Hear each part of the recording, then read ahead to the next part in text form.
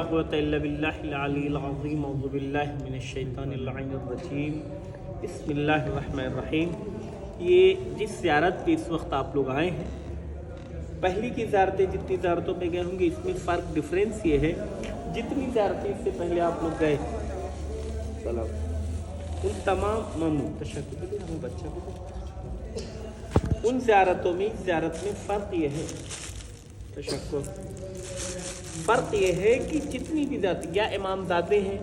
یا امام کی نسل سے ہیں، امام کی زوجہ ہیں، یا کوئی نہ کوئی نسبت ہے، امام کے صحابی ہیں، کوئی نہ کوئی ایسی نسبت ہے جس کی بنا پر ان کو امام سے منسیت اور امام سے ان سے نسبت دی گئی ہے۔ لیکن اس زیارت پہ جس پہ آئے کسی امام کے بارگاہ میں نہیں تھے، یہ کسی کے پاس نہیں تھے، کسی کی زوجہ نہیں ہے، کسی بھی امام کی نسل سے نہیں ہے، لیکن اس کے باوجود اس خاتون نے ہم تمام لوگوں کو ایک عظیم میسج دیا ہے، خاص طور سے یہ جملہ اور ان کے حوالے سے کہ دیکھیں ہم تمام لوگوں کے لیے ایک میسج ہے کہ دیکھیں دنیا میں آپ کتنا بڑا کام کریں گے اہم نہیں، کتنے ہزار لوگوں کو پتہ چلا، ہزار لوگوں کو کھانا کھلا رہے ہیں، کیوں؟ ہزار لوگوں کو تبرک بانٹ، کیوں؟ تاکہ لوگ کہیں کہ ہم تبرک بانٹ رہے ہیں۔ لیکن آپ 10 لوگوں کو تبرک دیں، 10 لوگوں کو کھلا رہے ہیں، لیکن اس نیت سے کھلا رہے ہیں کہ خدا نے کہا۔ جیتی جاگتی تصویر یہ خاتون ہے۔ پوری داستان تفصیل نہیں، پوری اس میں ملتا یہ ہے کہ شہر نیشا پور یہاں سے محمد بن علی نام کا ایک شخص ہے، یہاں کے لوگ اسے اپنا نمائندہ بناتے ہیں، تمام وجوہات شرعیہ خمس و زکوٰۃ جو بھی ہے اسے جمع کرتے ہیں، کہتے ہیں یہ لے جا کر میرے مولا کی خدمت میں دے دینا۔ وہ شخص کہتا ہے ہم کس کو لے جا کے دیں؟ تو علماء ہمیشہ 40 سوالات 40 سوالات بناتے تھے، کہتے تھے دیکھو یہ جس کے پاس لے کے جانا جب اسے دو گے بغیر وداؤٹ اوپن اگر کوئی آنسر دے دے گا تو سمجھ جانا وہ میرا امام ہے۔ کہتے ہیں یہاں سے ہم لوگ چلے، جب یہاں یہ وجوہات جمع ہو رہی تھی 40 کہتے ہیں 30,000 درہم 20,000 دینار، یعنی آج کے ڈیٹ میں کنورٹ کریں تو کئی ہزار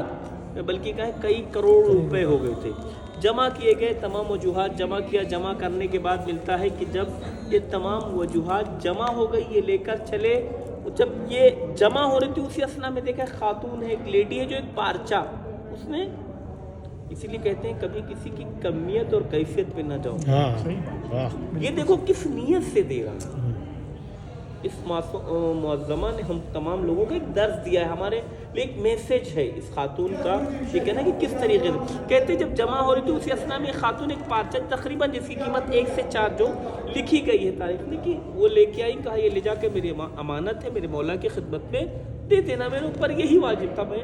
اپنے امام کی خدمت میں پہنچا رہی ہوں۔ کہتے ہیں یہ لے کر چلے، وہاں پہنچے، اسی وقت چھٹے امام کی شہادت واقع ہوتی ہے، 7ویں امام کا دور شروع ہوتا ہے۔ کہتے ہیں جب ہم لوگ پہنچے تو اشتباہاً کہیں اور چلے گئے تھے، پھر ان کو گائیڈ کیا گیا مولا کی خدمت میں، ان کی وہ ہوئی رہنمائی ہوئی اور مولا 7ویں امام کی خدمت میں پہنچتے۔ جب 7ویں امام کی خدمت میں پہنچے تو اللہ اکبر عجیب جملہ کہا ہے، مولا کہتے وہ امانت کہاں ہے جو میری چاہنے والی بی بی شتیتا نے دیا تھا۔ مولا نے یہ نہیں کہا 30,000 درہم لے کے آؤ 20,000 دینار لائے ہو، وہ امانت کہاں ہے جو میری چاہنے والی بی بی شتیتا نے دیا تھا۔ اس کے بعد تاریخ کہتی ہے کہ انہوں نے کہا مولا دوسری چیزیں میں لے کے آؤ، تو انہوں نے کہا نہیں اس کی ضرورت، کیونکہ بتایا جاتا تھا کہ واقفیہ کے ہونے کی وجہ سے کہ نہیں اس کو واپس لے کے جاؤ، لیکن انہوں نے کہا مولا ہم اتنی دور سے لائے ہیں، بعد میں اصرار کیا تو مولا نے قبول کیا ہے۔ اب خاص طور سے اس کے بعد یہ ملتا ہے کہ یہ تمام وجوہات دینے کے بعد جب امام کو دے دیا، امام نے انہیں بلانے کے بعد 40 درہم دیے، کہا لے جا کر میری چاہنے والی بی بی شتیتا کو دے دینا اور اس سے کہنا کہ تیرے پہنچنے کے بعد 19 دنوں تک زندہ رہے گی اور قبر کے اوپر جائیے گا، جملہ لکھا ہے اس پہ لکھا تھا امام نے ایک پیرہن جو مولا نے خود مولا کا تھا پہنتے تھے، کہا وہ پیرہن لے جا کر اس سے دیا، کہنا اسے اپنا کفن قرار دے، اور ایک فقرہ کہا ہے محمد بن علی نیشا پوری جا کر میری چاہنے والی سے کہنا کہ اس کی نماز جنازہ پڑھانے کے لیے میں کہتے ہیں جب یہ پورا واقعہ رونما ہوا اور یہاں سے چلے گئے تو محمد بن علی نیشا پوری نے پوچھا معلوم ہے کون تھے؟ کہ ایک شخصیت تھے، قدیم وہ تھے، آئے تھے، کہا نہیں یہ تمہارے وقت کا امام تھا، تب لوگوں کو پتہ چلا یہ کتنی عظیم روایت کا فقرہ ہے.